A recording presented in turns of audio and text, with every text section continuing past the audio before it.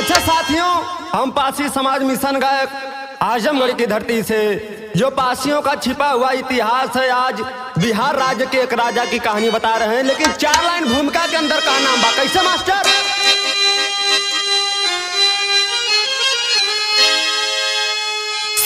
सुरों की पावन धरा धन्य है, जो वतन के लिए ही कटाए थे गर्दन, प्रसाद पासी दिए कुर्बानी, भारत सहेगा नहीं मान मर्दन। अरे सीखा है हरदम कदम को बढ़ाना, फांसी का फंदा भले टूट जाए।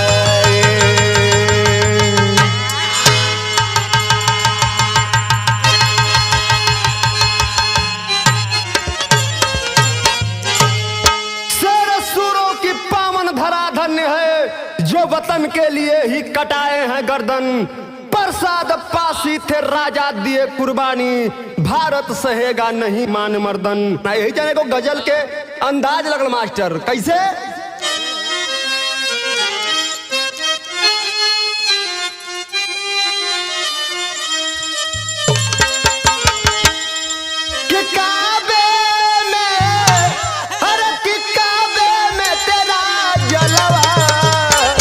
काशी में नजारा है,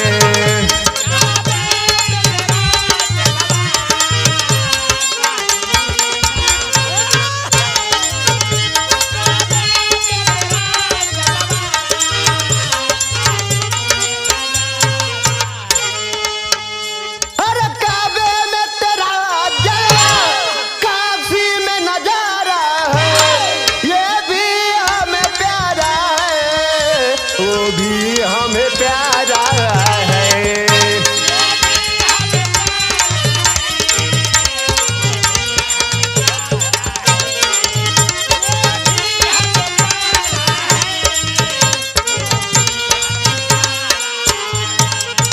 लेकिन कवि जी यहाँ कितनी बढ़िया भाव लिखत हूँ मास्टर साहब, कैसे? पासी वीर लड़ाकू थे,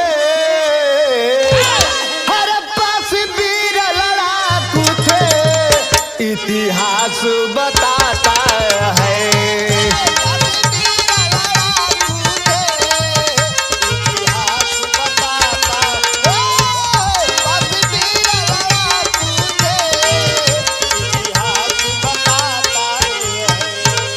पासी वीर लड़ाकू थे, हर इतिहास बताता है। तेगा तलवार के शौकीन थे, रणधीर कहलाता है।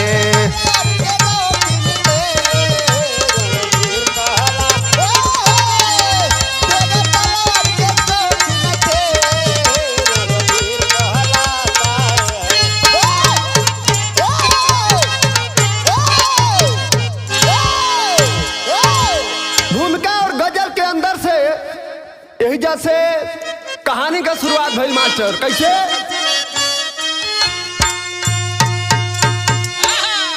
रहना का विचार करे के बा, कैसे? पासी कुल के राजा सैलानी थे, भारत के मूल निवासी, नागवंशी कहलाता, पूर्वी राज की राजधानी शाहबाद थी निशानी, बिहार के राजा नरसिंह जिनका था राज घराना, उनके थे 4 बेटा, विद्वानों ने बतलाया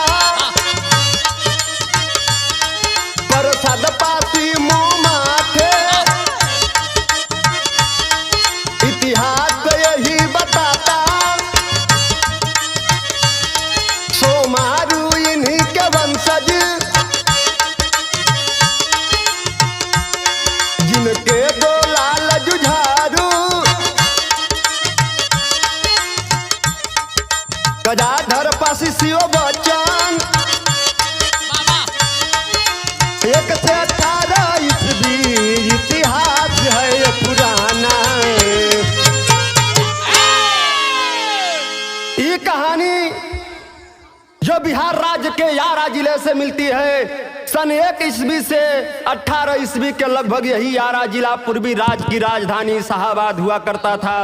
और उसी शाहाबाद के राजा नरसिंह पासी, जो आदिवासियों पासियों के राजा हुआ करते थे, महाराज नरसिंह पासी, उस समय नरसिंह पासी जी के बड़ा बोलबाला गुजर रहे, जो कि आज भी नरसिंह पासी जी की निशानी नोनार और पियरों के बीच गोविंदडीह गांव में मिलता है। साथियों, हम गायक जितेंद्र लाल पासी आप सभी सम्मानित साथियों को जगाना चाहते हैं कि अपना खोया हुआ वैभव वापस लेने का काम करिए, जो ब्राह्मण पंडित मुसलमानों द्वारा हमें हर दिन दबाया गया, सताया गया है। और अपना इतिहास पढ़ना होगा, अपने पूर्वजों की जो निशानी खंडहर किले बचे हैं उसे अपनाना होगा।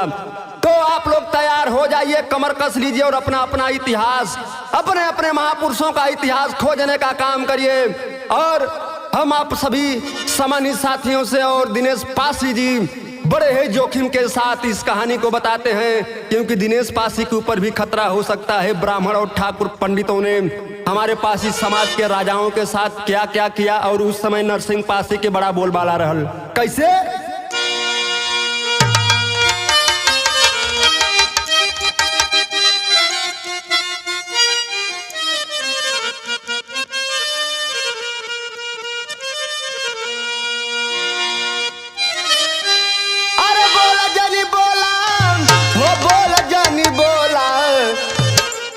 पपीहारा हरि कै बोल जानी बोला,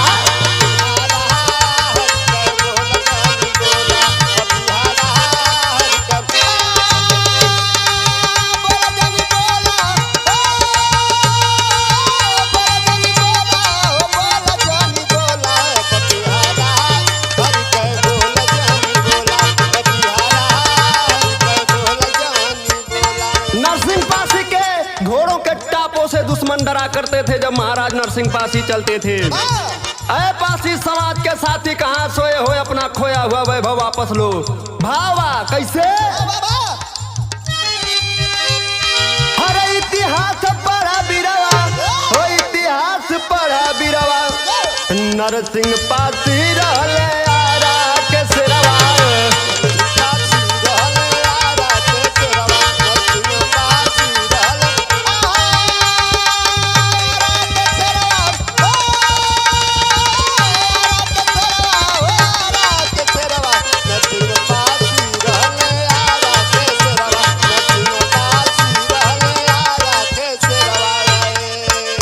नरसिंह के जय जयकार कैले आदिवासी, गोविंदपुर डीह के राजा नरसिंह पासी।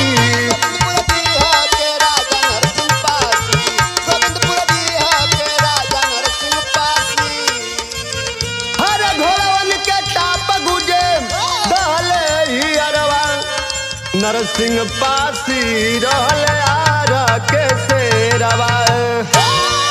नरसिंह पासी राजा हुआ करते थे। इतिहास देखने को मिलता है कि हमारे राजाओं के किले हुआ करते थे। और नरसिंह पासी के 4 गो बेटा रहलन, 4 बेटा रहलन। और नरसिंह पासी अपनी शिक्षा दीक्षा दिए। भयल का 4 बेटा में से 2 बेटा का प्रमाण मिलल। कौन कौन बेटा के भैया? भैले सयान 4 बेटा बनले राजा, वीरगति पाई गईल नरसिंह दादा।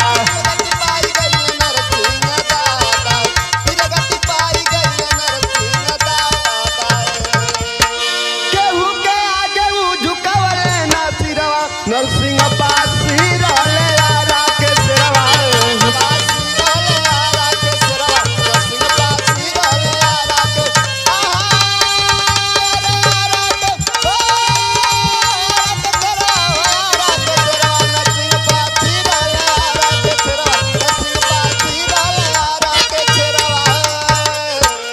बाबूजी भैया हो, नरसिंह पासी के 4 गो बेटा रहलन। जौन इतिहास के माध्यम से प्रमाण मिलता है कि 2 बेटों का नाम आज भी इतिहास में है, जो कि मोमा पासी और प्रसाद पासी थे। बाकी अन्य 2 उनके लड़के थे, 2 बेटा थे। और महाराज नरसिंह पासी जी के बताए हुए मार्ग पे ये दोनों चलने का काम करते थे। हमारे पासी समाज के लोग जब देश गुलाम था तब भी राजा हुआ करते थे। ये जिहादियों से लड़े, मुगलों से लड़े और अंग्रेजों से लड़े, लेकिन पंडित ब्राह्मण ठाकुर जो बड़ी बिरादरी के लोग हैं, पासी समाज का गौरवशाली इतिहास दबाने का काम किया और इतिहास को दबा करके आज उसी पे अपना राजकाज चला रहे हैं। लेकिन यही जब भाव लगल, कौन भाव लगत हो? आज पासी समाज का हाल है और पहले हमारे पासी समाज के राजा लोग का कैला कैसे?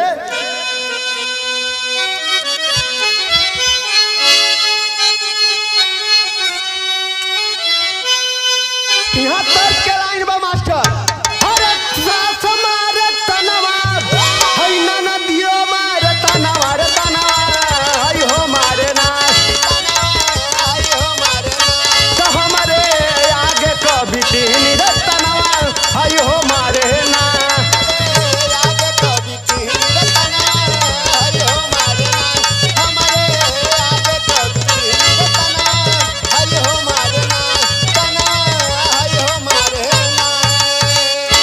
नरसिंह पासी के 4 बेटा हुए, जिसमें से प्रमाण मिलता है कि 2 बेटे आज भी उनका नाम इतिहास में है, मोमा पासी, प्रसाद पासी, और 2 बेटे थे उनके जो कि सयान हुए, जवान हुए, वो भी राजा बने और राजा बनने के बाद उन्होंने भी जिहादियों से, मुगलों से, अंग्रेजों से लड़ाई लड़ने का काम किया। लेकिन आज उसी पासी का हक अधिकार जो है कि मारने का काम ये लोग कर रहे हैं। ठाकुर पंडित ब्राह्मण दिनेश पासी जी भोजपुरारा नोनार से बताते हैं कि भैया हमहन के जौन विरासत रहल आज ओके छीन लेहल गल और आए दिन प्रताड़ित किया जा रहा है।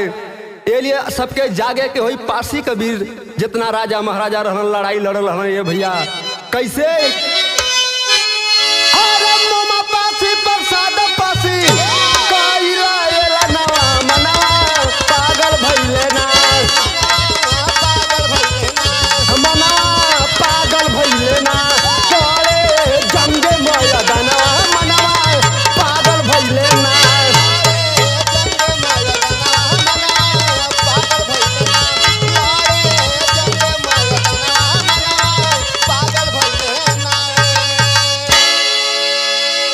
पासी के जय जयकार होत रहल। कैसे?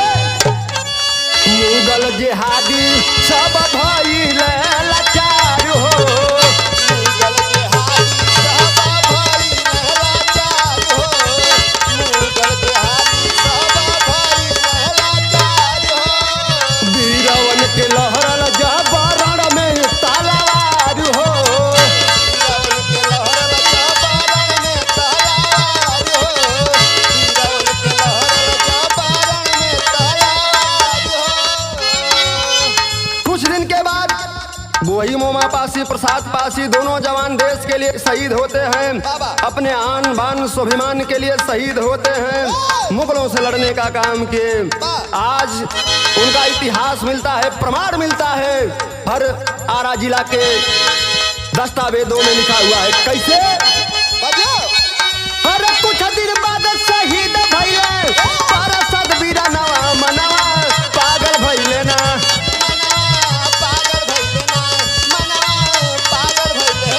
सबही के बरसे नयनमा मनवा, पागल भइले ना, सबही के बरसे नयनमा मनवा, पागल भइले ना, सबही के बरसे नयनमा मनवा, पागल भइले ना।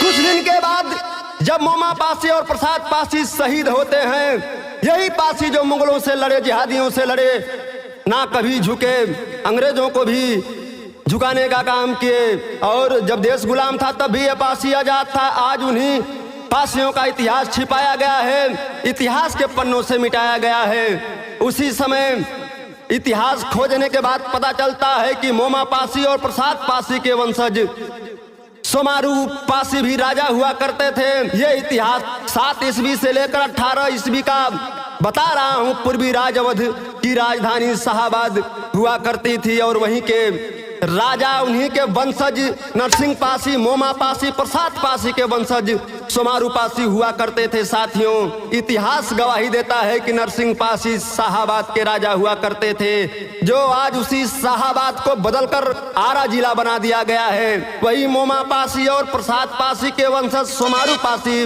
राजा बने। राजा बनने के बाद इतिहास में प्रमाण मिलता है कि सोमारू पासी कैला का देश के खातिर कैसे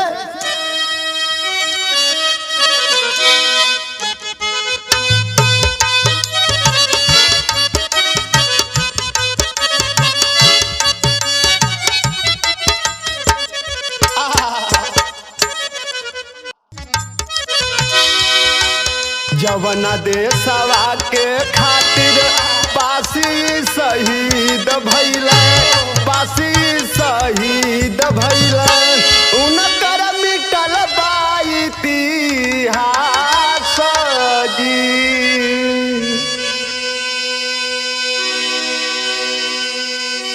मोमा पासी प्रसाद पासी देश के खातिर लड़ले हो, देश के खातिर लड़ले हो, गइला वो वीर गति पाय जी। ये बाबूजी, ये भैया हो, आज प्रसाद पासी मोमा पासी शहीद हो गइलन, ये दुनिया के छोड़ के चल गइलन। आज दुख के समय बाद दुख के बादल में राइल हो पासी समाज के ऊपर, और आज पासी समाज का राजा मोमा पासी और प्रसाद पासी ये दुनिया के छोड़ के चल गए। लड़ाई के दौरान आप सभी पासी समाज के साथियों से निवेदन है कि ऐसे ऐसे राजाओं को आप कैसे भूलेंगे जो देश के लिए और आपके हित के लिए लड़ाई लड़ने का काम किए थे। यूपी में जो है कि डाल देव पासी सर कट गया था लेकिन धड़ उनका लड़ता रहा। ऐसे ऐसे पासी हमारे पासी समाज में जन्मे हुए थे। लाखन सातन बिजली पासी और महाराजा सुहेल देव पासी, कड़े दिन पासी, बेलहा पासी, डाल देव पासी, ऐसे ऐसे राजा हमारे पासी समाज में थे। और यही नरसिंह पासी की जड़ से बुनियाद से बंटवारा हुआ था आदिवासियों और पासियों का, जो इस बात को छिपा दिया गया। इनके ही राजघराने का एक रहस्य बता रहा हूँ जो कि इस बिरहा में सिद्ध कर दूंगा कि हमारे समाज के साथ, पासी समाज के साथ कितना बड़ा अत्याचार अन्याय हुआ। साथियों, यही जो गीत के लाइन बा, कैसे मास्टर?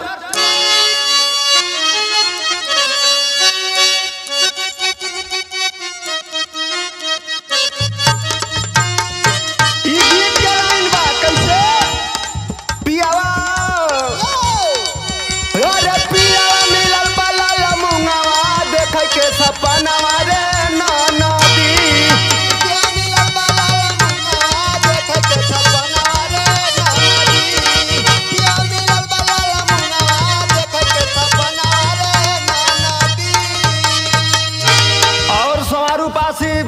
जब सयान होते हैं, जवान होते हैं तो पासियों की लड़ाई लड़ने का काम करते हैं और सबसे आगे चलने का काम करते हैं।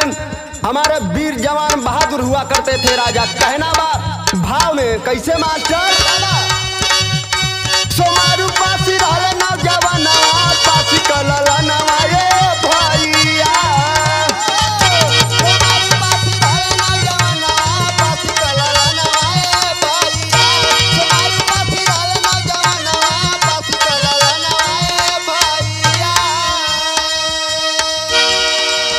सोमारू पासी लड़ने का काम किए।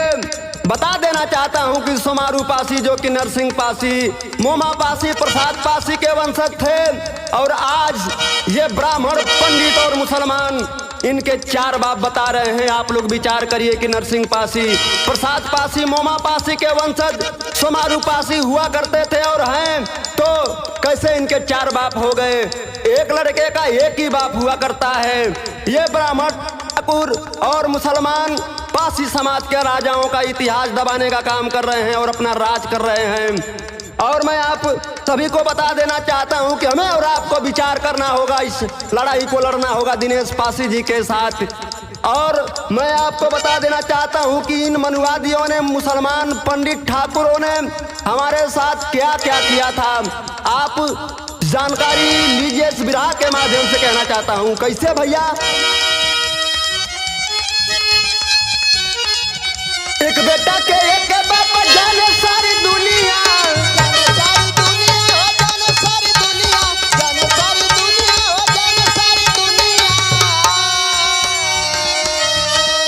चार बाप बताए ठाकुर ब्राह्मण के कहानियां, कहानियां हो ब्राह्मण के कहानियां, ब्राह्मण के कहानियां हो, ब्राह्मण के कहानियां। सोमारू के रहला दुइला ना पासी कबीर नवाए मितावा।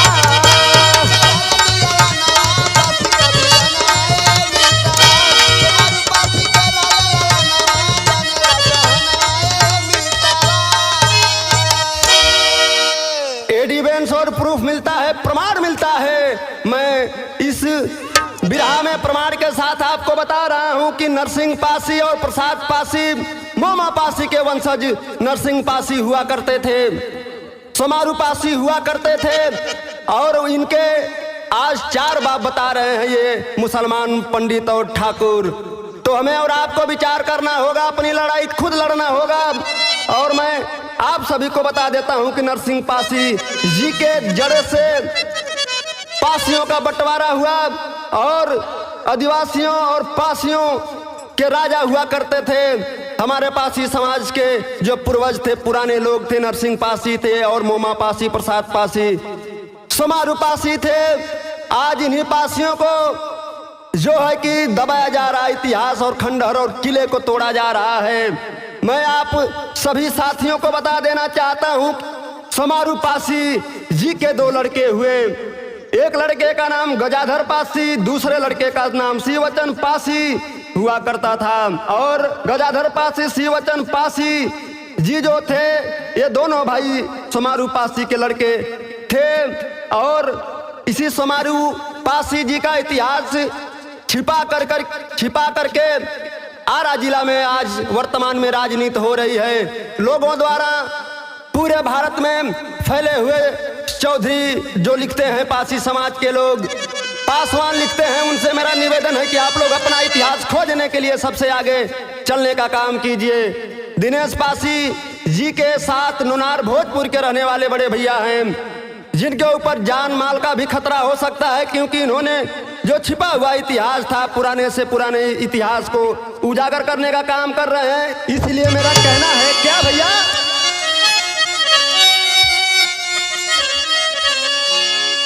अरे इतिहास का पन्ना पन्ना हिल गया, अरे इतिहास का पन्ना पन्ना हिल गया। तो जो पासियों को दबाएगा भी जिन्ना,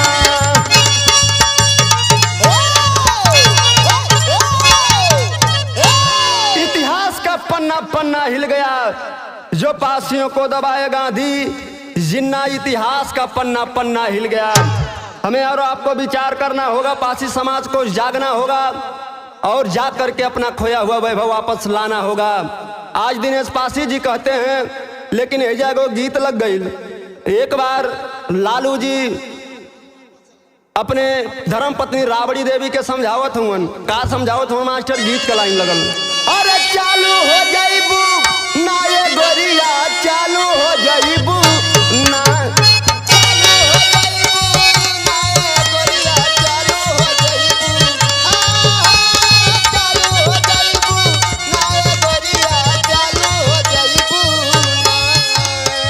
जैसे रबड़ी के साथे लालू, जैसे रबड़ी के साथे लालू, गोरिया चालू हो जाइबू ना, रबड़ी के साथे लालू, गोरिया चालू हो जाइबू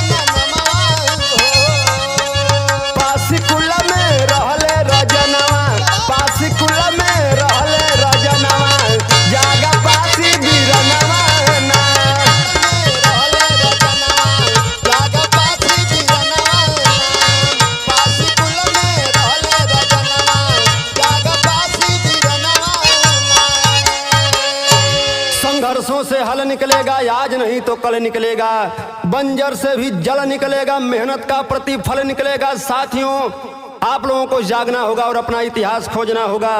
आज दिनेश पासी नौनार जिला भोजपुर आरा से इस इतिहास को बताते हैं और कहीं ना कहीं इनके ऊपर भी जान माल का खतरा है, क्योंकि ये जो इतिहास प्रमाण बता रहे हैं इसको सुनने के बाद जो मुसलमान और ठाकुर पंडित हैं वो जलने का काम करेंगे। मैं आप यूपी बिहार के सभी पासी समाज के साथियों से निवेदन करना चाहता हूं कि आप लोग जो है कि इस चीज को जानने का काम करिए, जो कि समारू पासी के दो लड़के गजाधर पासी और शिववचन पासी, और उसी शिववचन पासी जी के लड़के ये दिनेश पासी, यानी आज भी उनका वंशज, उनके वंशज के लोग उसी आरा जिला में निवास करते हैं, भोजपुर नौनार में। लेकिन ये जब पहपट के अंदर का नाम बा कैसे मास्टर? हर पासी कुल में दुइया नवा फूल खिलल बा, त गजाधर शिववचन के नाम इतिहास में लिखल बा। वतन के नमो इतिहास में लिखल बा, गदाधर इतिहास में लिखल बा, इतिहास में लिखल बा, इतिहास में लिखल बा, इतिहास में लिखल बा, गदाधर वतन के नमो इतिहास में लिखल बा, गदाधर वतन के नमो इतिहास में लिखल बा।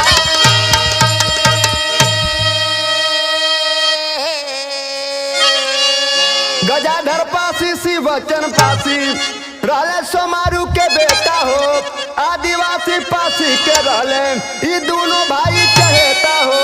जे भी टकरायल बा वो के सीधे धूल मिलल बा। गजाधर शिववचन के नामवा इतिहास में लिखल बा। 7 ईस्वी से 18 ईस्वी के बीच मुस्मात रमकलिया देवी पासी जो रानी हुआ करती थी, इन्हीं नरसिंह पासी जी के राजघराने की, मोमा पासी प्रसाद पासी के राजघराने की, और साथ ही साथ सोमारू पासी की पत्नी दौलतिया पासी बताई जाती है। इतिहास में मिलता है, प्रमाण मिलता है साथियों। लेकिन आज इसी दौलतिया देवी पासी को वीर कुंवर सिंह की पत्नी ये लोग बताने का काम कर रहे हैं, जो कि दौलतिया देवी जो थी वह सोमारू पासी की पत्नी थी, और ये ठाकुर ब्राह्मण पंडित इस इतिहास को छिपा करके आज उसी दौलतिया पासी को दौलतिया कुंवर बनाने का काम कर रहे हैं, और ये साबित करना चाहते हैं कि दौलतिया कुंवर जो वीर कुंवर सिंह की पत्नी थी। लेकिन ऐसा कोई प्रमाण नहीं मिलता है। दौलतिया देवी जो थी वो सोमारू पासी की पत्नी थी, ये प्रमाण मिलता है। भैया हो, ये आल्हा के अंदर फरियाद आई कैसे? भाव लगल।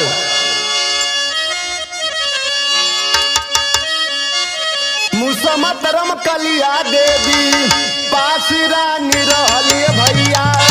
समत रमकलिया देवी पासी रानी रहली भैया। मुसमत रमकलिया देवी पासी रानी रहली भैया। 7 ईस्वी से 18 ईस्वी आसपास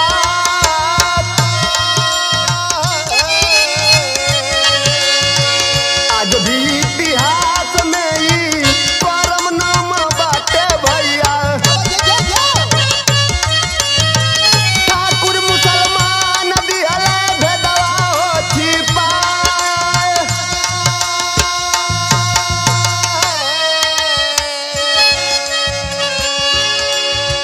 सोमारू पासी के पत्नी दौलतिया रहली भैया।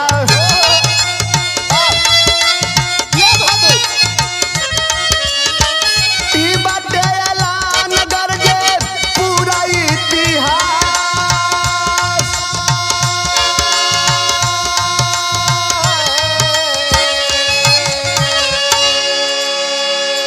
पासियन के मोहरा बना के होले राजनीति भैया।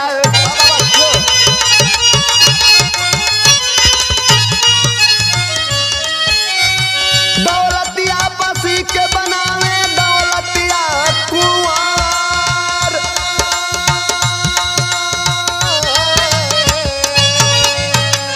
आज दौलतिया पासी जो सोमारू पासी की पत्नी थी और इसी गजाधर और शिवचन पासी की माँ थी। आज उनको वीर कुंवर सिंह की पत्नी ये ठाकुर बना रहे हैं कि दौलतिया देवी वीर कुंवर सिंह की पत्नी दौलतिया कुंवर थी, लेकिन ऐसा कोई प्रमाण नहीं मिलता है।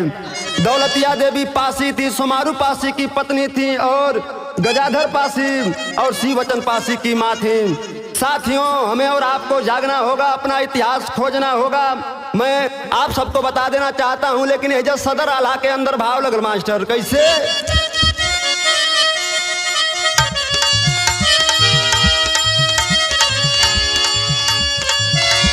पासियन के मोहरा बना के होले राजनीतिया, दौलतिया पासी के बनाने दौलतिया कुंवर,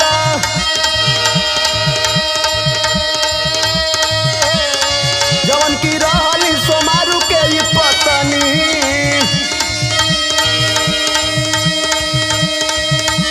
छिपा के मनवादी करे भैया अपन राजा। 76 साल भइले लिखायल संविधानवा, घात कैले अम्बेडकर की गांधी जी ना भाया। इतिहास जो है कि जीरो से लिखा गया और संविधान लिखे आज संविधान लागू हुए, संविधान 76 साल हो गया। बाबा साहब भीमराव अंबेडकर द्वारा संविधान लिखा गया तो पासियों के साथ बाबा साहब भीमराव अंबेडकर छल किए कि गांधी, नेहरू, वल्लभ भाई जिन्ना ये लोग मिलकर के छल किए। अगर बाबा साहब भीमराव अंबेडकर पासियों का इतिहास और पासियों की धरोहरों के बारे में संविधान में लिखे हैं तो उसको पारित करने का काम कीजिए। मैं केंद्र की सरकार और राज्य की सरकार से निवेदन करना चाहता हूं। दिनेश पासी नुनार भोजपुर आरा की धरती से निवेदन करते हैं कि अगर बाबा साहब भीमराव अंबेडकर द्वारा संविधान लिखा गया है तो इतिहास जीरो से लिखा गया, तो बाबा साहब भीमराव अंबेडकर ने इस पासियों का इतिहास जो है कि संविधान में क्यों नहीं डाले, किले को क्यों नहीं डाले।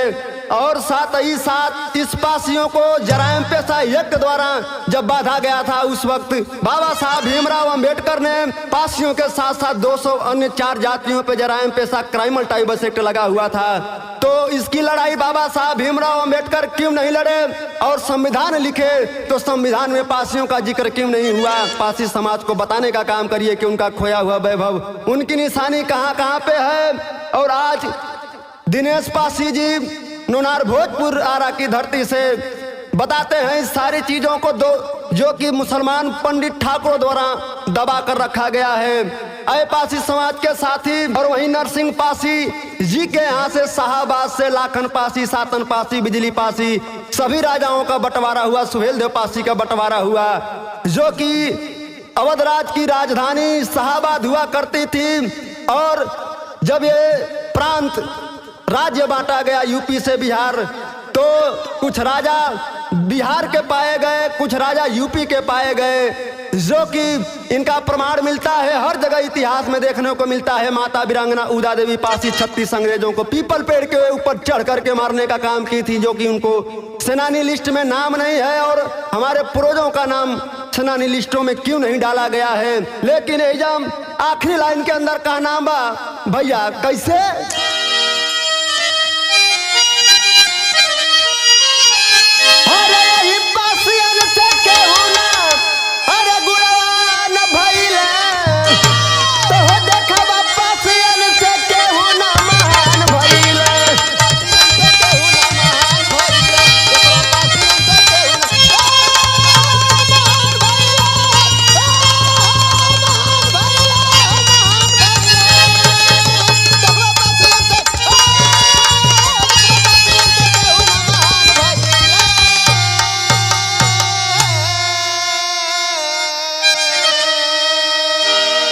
नरसिंह पासी के जरिए लाखन सातन जी भइले, बहराइच के राजा सुहेल देव जी कहले, हर देश हित में पासी तैयार भइले, तय पासियन से केहू ना महान भइले। पासियन के जैसा ना केहू बलवान भइलन हो, देखवा पासियन से केहू ना महान भइलन। पासी समाज के राजा जो थे, जब देश गुलाम था, सारे लोग गुलाम थे अंग्रेजों के हाथों, तब भी ये पासी जो था वो राजा हुआ करता था, इनकी विरासत चलती थी। और इसी बात को देखते हुए अंग्रेजों द्वारा क्राइम मल्टीवर्स एक्ट, जराइम पेशा एक्ट में बांध करके रखा गया कि ये पासी अगर छूटा रहेगा तो ये गुलाम नहीं होगा। और यहीं से पासियों का इतिहास दबाया गया, जो कि नरसिंह पासी जी के जरिए लाखन पासी, सातन पासी जी का बंटवारा हुआ, जो लाखन पासी के नाम पे आज लखनऊ आप सभी लोग देखते हैं। यूपी, बिहार और पूरे भारत के लोग देखते हैं, यूपी की राजधानी वही लखनऊ कहलाती है। ये लिए हमार आप लोगों सम्मानित साथी से निवेदन बा, दिनेश पासी का निवेदन बा, आप लोगों के विचार करे के होई कैसे भैया। अंग्रेज जिहादी मुसलमान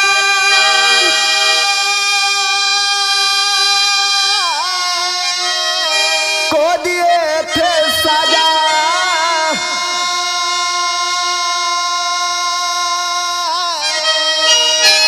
हर देश जब गुलाम रहे तब रहल राजा, मसूरिया दिल पासी पासी के आजाद कैले, तो देखब पासियन से केहू ना महान भइले।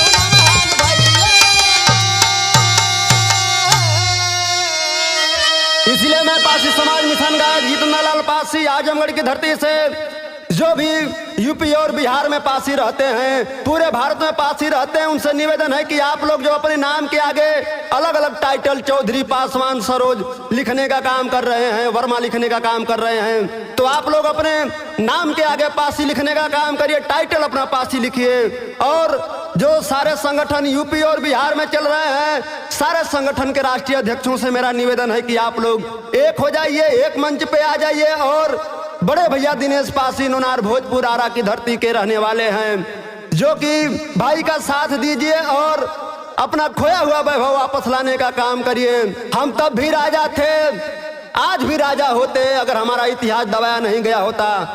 इसलिए मेरा कहना है कि हम चौड़ी छाती वाले हैं, डरते नहीं चंद गद्दारों से। अगर सारे पासी एक हो गए, एक मंच पे आ गए, सारे संगठन एक हो गए, अपना खोया हुआ वैभव वापस ला दिए, तो सारी धरती गूंजेगी पासियों के नारों से, पासियों के नारों से। साथियों, आखिरी लाइन में हमार विराह समाप्ति के और बात कहना बा, हमारा आखिरी लाइन में का भैया। गुरु बिहारी यादव लगन खोजो खोया नाम, राजा लाखन सातन बिजली नरसिंह को प्रणाम।